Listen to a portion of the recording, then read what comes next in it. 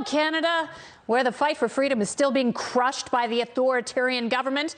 And breaking tonight, the police in Ottawa have arrested one of the main key organizers of the Freedom Convoy, while Canada's Prime Minister Justin Trudeau keeps blasting the protesters as racist and extremist.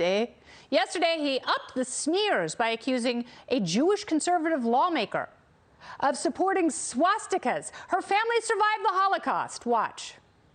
Mr. Speaker, when did the Prime Minister lose his way? When did it happen? Mr. Speaker, Conservative Party members can stand with people who wave swastikas. They can stand with people who wave the Confederate flag.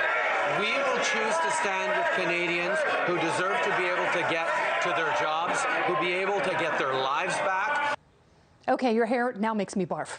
The Canadian truckers want their lives back, too. That's the whole point of the protest. Meanwhile, the Liberal media coverage of the Freedom Convoy taking a very dangerous turn. The Washington Post, Reuters, and other publications, they have printed the names of donors to the trucker protest after their identities were exposed by hackers and a data breach of Give, Send, Go. Now the donors say they're getting harassed, threatened, even fired from their jobs. Congresswoman Ilhan Omar came to their defense, and she was talking about defending all of the people who've donated, tweeting, quote, "I failed to see why any journalist felt the need to report on a shop owner making such an insignificant donation rather than to get them harassed. It's unconscionable and journalists need to do better," end quote. And she's right here. No one should be smeared for supporting a cause, no matter where they stand politically. And you know what, here, you may not know where a donor stands. So will the media and Trudeau win this fight, or will the Canadian truckers keep on trucking? Let's get into it with tonight's Man panel from the Federalist, where he serves as senior editor. It is Chris Bedford. We've got the host of the Richard Fowler Show. He's a Fox News contributor. He is Richard Fowler. And, oh, looky here, hallelujah, the host of the Part of the Problem podcast, the one and only Dave Smith. Welcome, gentlemen. Hello. Chris, I will start with you. No, good to see you, Kennedy. Well, welcome to you as well. Thank you, Richard. So let's start with Justin Trudeau telling Jewish conservative lawmakers that they're supporting swastikas. That's a bit too far. I think it's worth signing up to Ben Dominic's newsletter, The Transom, just to get the words he's used to describe Trudeau every day. This morning was Prime Minister Cinnamon Latte. To see him out there and just smearing these folks who are literally just trying to work. Like, I think we've lost track, or it's simply not been reported intentionally, what these folks are trying to protest for, which is whether or not they have to submit to these absurd mandates from the Canadian government in order to earn a living, in order to be able to feed their families, in order to have a job. These people are being pushed out, and Justin Trudeau has said, you know, they don't even have, they're not allowed to be here, that their opinions are not allowed to be in the public square. I understand that they're causing a lockdown. They are disrupting economic life in that city. They're doing it because the economic life of the entire country is being disrupted.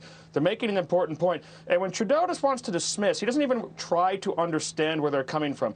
And to do that, I can understand disagreeing with a protest, and I've disagreed with plenty of protests living in D.C. in my life, but to not even try to understand where they're coming from and just write them off as Nazis when that's completely absurd, I think that that's failing him, and we might be seeing the end of the Trudeau government. Yeah, and, you know, there are a lot of people who feel very strongly about the vaccine. There are people who don't want to be forced to take the vaccine, and maybe some of those people have already been sick, or maybe some of them sit in the cab of a truck for hours and days by themselves at a time and don't want to be told what to do.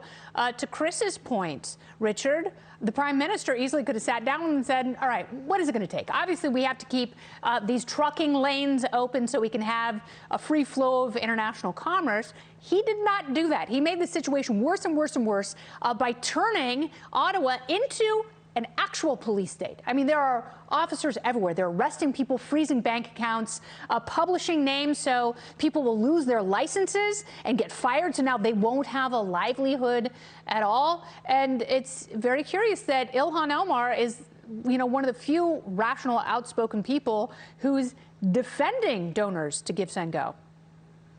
Does that make you mad? Well, look, I think there's a couple things. I think there's a couple things here. I think thing one is, yes, we always want people to come to the table and figure out how we find some common ground here.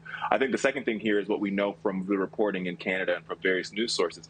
80% of truckers in Canada are vaccinated. The 20% that aren't, many of them are out there protesting, and they have the right to do that, right? This is what it's all about. This is what democracy is about, expressing your discontent against the government.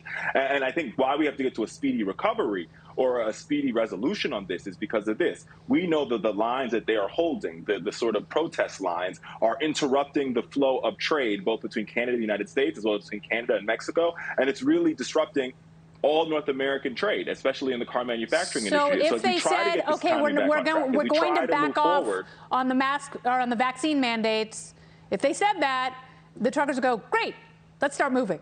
Why not do that? Well, I mean, we hope that's the case, right? I think what's happened for the trucker protests, unfortunately, is that their message has become muddied. I think their message has been pretty consistent all along. So, Dave, tell me what's really going on here structurally, because you've got a group of working class people that is now on the wrong side of left-wing government. So what is happening? Yeah, I mean, look, I think that it's hard to focus on exactly what's happening, especially over the last couple of years when there's just been so much going on. But objectively, this is no laughing matter. What's happening here is that there was a working class mass protest that is being squashed by an authoritarian government that has just invoked unprecedented emergency powers. That is a fact. Yeah. That's not an opinion. That is what's going on here. And of course, they are largely, the corporate press is largely on the side of the authoritarian government that is doing it. They've also invoked these financial powers to steal property in the form of money from the people who protested with no due process. None, forget the thousands of years of British common law, forget any type of no, they will seize your money, and then I suppose it's on you to go prove that you weren't in fact blocking a road, or whether you were in the protest at all. Yeah. The idea that anyone would not be terrified that that a government would invoke this power is, I mean, talk about learning no lessons from history. And, to think about how many times, Donald Trump was compared to Adolf Hitler, yet you see this happening right in front of you. I mean, this is real. This is not a game. And the idea that anybody, look, I've said this before on your show, and I'm just going to say this one more time. I know the word is overused.